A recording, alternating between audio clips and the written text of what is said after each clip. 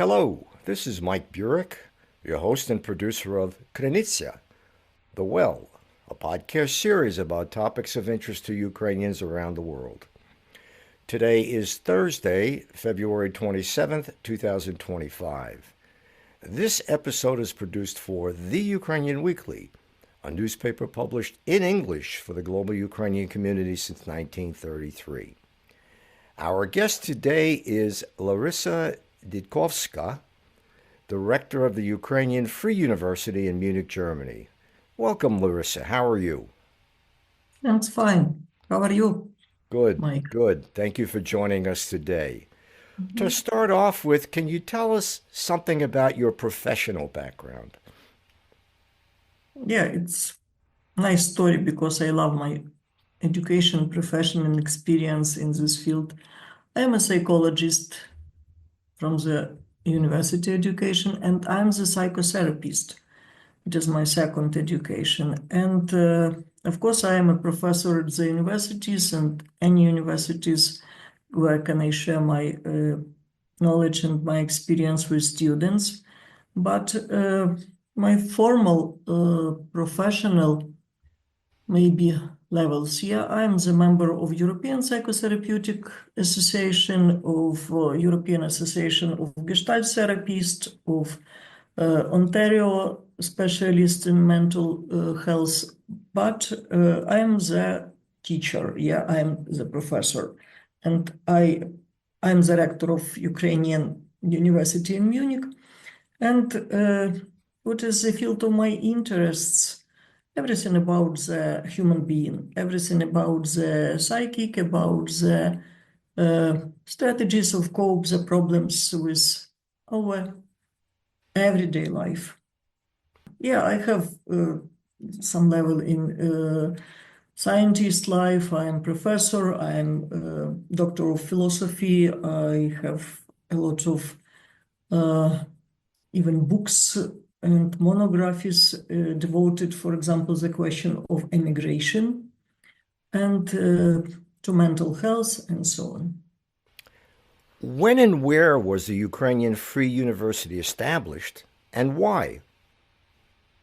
Yeah, it is absolutely unique university because of its history, first of all, and its mission. It was founded in 1921 in Vienna after and during the First World War to protect the Ukrainian intelligence, the Ukrainian professors and politicians and so on, their life. They replaced to Austria, to Vienna, and founded this university as a possibility of realize the experience, knowledge, the educational level, and the Ukrainian identity. After that, it was changed the place of being to Prague. And 80 years ago, in 1945, it was replaced to Munich. And during these 80 years, it is here in Munich, in Germany. And what is the current academic structure and curriculum? Do the faculty teach anywhere else? Who are Yeah, and how many are there? we have three faculties. From the beginning, it was the first one, philosophy faculty. After that, it was the second one about this Ukrainian studies. And now we have three faculties. Uh, as I told, faculty of government and political economy. And it is quite new faculty, but not, of course, new during 80 years. But it is social science disciplines, political science, economics, business, sociology, and so on.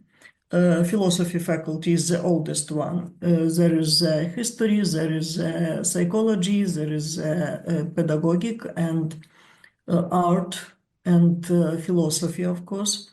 And the third faculty, it is faculty of Ukrainian studies. And here it is Ukrainian literature, Ukrainian history, Ukrainian arts, songs, painters, and so on.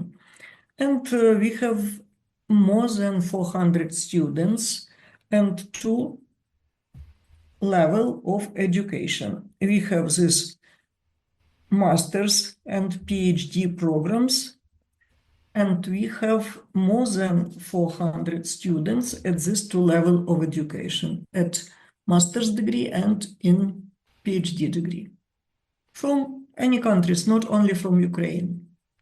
It But are the is, majority of students from Ukraine? yeah, the majority are from Ukraine, but sometimes it is especially now, yeah, especially from the beginning of the history of university, it was from the whole world, first of all, from Europe, but we have some students from America, we have some students from Europe in different programs, majority in PhD programs, but in master's degree as well. But at master's degree, priorities of students are from Ukraine. In order to matriculate at UFU, one must demonstrate fluency in Ukrainian. Why is this considered essential? I think that what of the most important mission of the university, it is to protect and to popularize our Ukrainian identity, our Ukrainian characteristics of our history, of our values, of our influence on the world history. And it was from the beginning when our founders tried to protect these senses of Ukrainian identity. And of course, it is one of the continuing mission. What can we do with this main mission? Yeah, cultural, diplomatic activities. What does it mean? Concerts, lectures, conferences devoted to the different aspects of Ukrainian history, of Ukrainian arts, of Ukrainian politics, and so on. The second one, as I explained, it is the mission of save, of protect, the possibility to manipulate with this history, to protect our truth story, our truth identity, and fighting against propaganda, for example, and manipulation with our real history. And it is very important mission, especially now, because we know how it is with Russian propaganda in the whole world and so on. But as I said, it is the university in exile.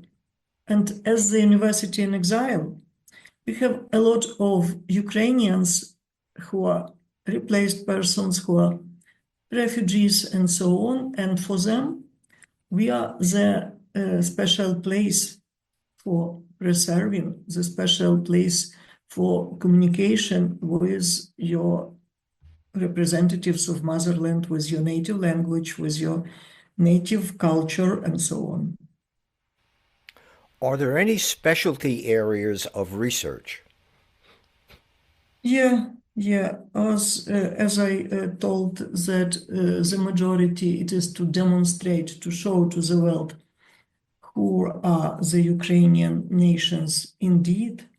Because of that, our special research, or quite important and famous research, devoted to this Ukrainian history, first of all, but truth history.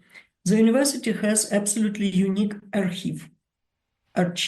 And in this archive, there is a lot of materials about Ukrainian nationality struggle against the enemy, about DP camps after Second World War, right? Because Munich, it was under the United States protection.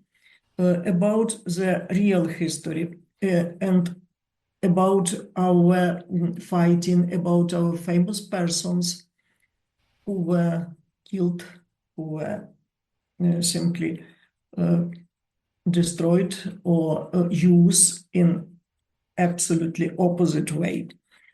The second direction, it is not only Ukrainian history and Ukrainian literature or arts, but quite modern topics and quite modern directions.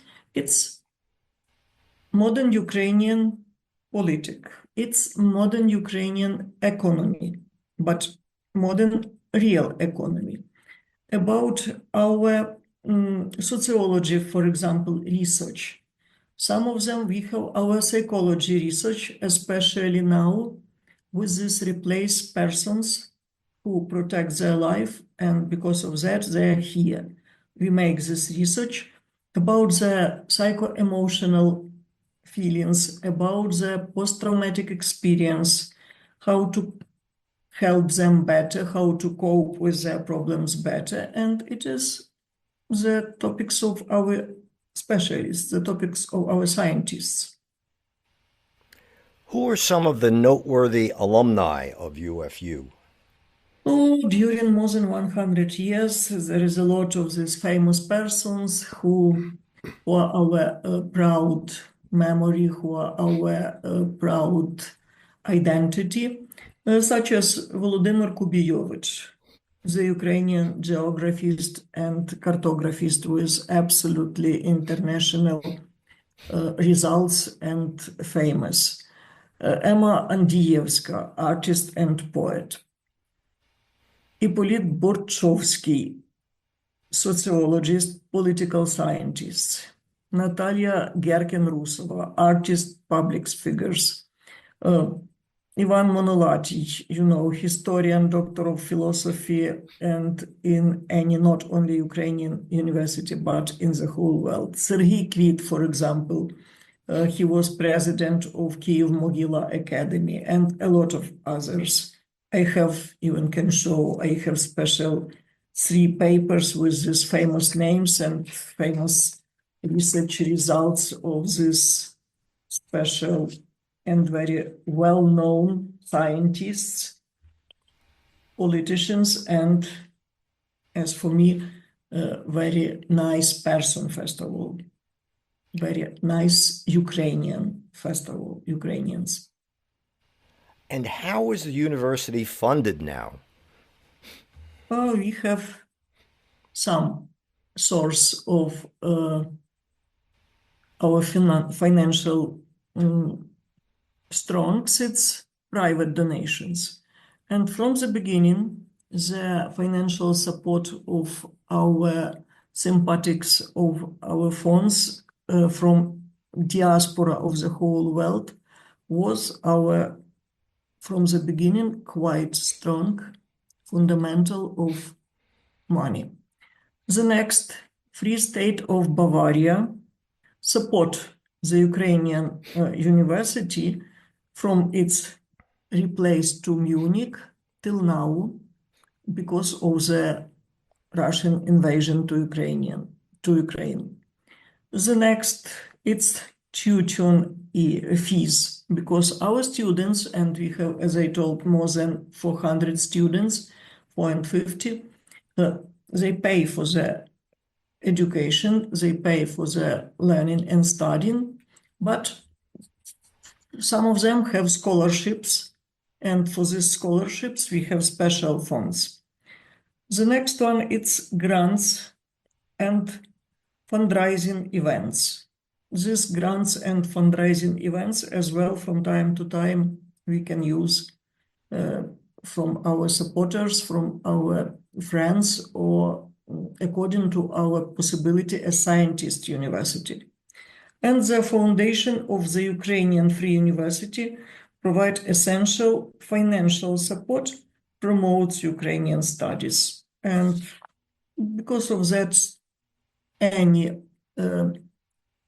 resources, because of that combination, we can to solve our financial needs. Larisa, unfortunately, we're just about out of time, but I do have a final question. Has the character and mission of the university changed at all since the Russian invasion of Ukraine began in February of 2022? Yeah. Thank you for this question, Mike. It is, I think, now it is the most important question. Because from the beginning of its foundation till now, we have the sad war in the history of university. And when it is the period of the war, our main mission became to protect the life of our scientists, the life of our students, and the life of the Ukrainians who replaced to Germany, for example. And it is main our mission. And from the beginning of this invasion, we organize a lot of volunteering, a lot of gathering these needs people. And we sent to Ukraine more than 20 ambulance, for example. We collect a lot of funding and a lot of donations from different organizations, peoples, and so on. What is said maybe the most important our task or our responsibility? It is the increase of this propagandistic mission with demonstrate, with show to the whole world our real values, our real priorities in this struggle against aggression, against colonialisms, and to share the values of democracy, the values of independence, the values of autonomy and equal rights for any individual in the whole planet. And of course, to protect Ukrainian nation, to protect Ukrainian culture, Ukrainian independence in any ways. In the ways of make lectures, in the ways of make roundtables, politician discussions. As I told right at Monday, at this 3rd anniversary of the war, I was a speaker at European Commission in Berlin and take part in meetings, and all our students do it here or in the whole Germany as well. And professors, of course. Larisa, thank you so much for joining us today. Thank you. Thank you, Mike. I have been speaking with Larisa Didkovska, who is the rector of the Ukrainian Free University in Munich, Germany. This episode of Krynytsia is produced for the Ukrainian Weekly, a newspaper published in English for the global Ukrainian community since 1933. And I'm Mike Burek, your host and producer of Krynytsia. Until next time, that's all for now.